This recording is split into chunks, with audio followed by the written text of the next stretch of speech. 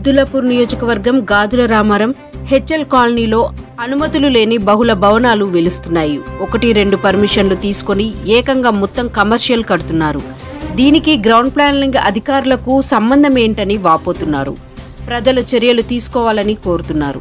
దేవేందర్ నగర్లోని గాజుల రామారం కార్పొరేటర్ పేరు చెప్పుకొని బహుళ అంతస్తులు నిర్మిస్తున్నారు. ప్రజలు అడుగుతుంటే కార్పొరేటర్ కట్టుకోమన్నాడని చెప్తున్నారు. 2 ఫ్లోర్లకు పర్మిషన్ ఉంటే 5 అంతస్తులు నిర్వహిస్తున్నారు. దీనివల్ల ప్రభుత్వ ఆదాయానికి గండి కొడుతున్నారు.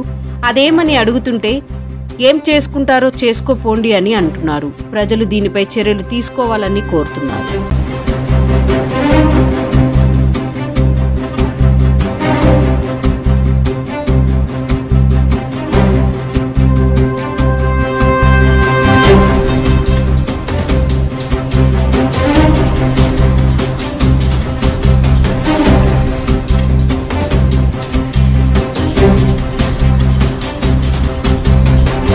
నిరంతర న్యూస్ అప్డేట్స్ కోసం ఛానల్ని సబ్స్క్రైబ్ చేసుకోండి.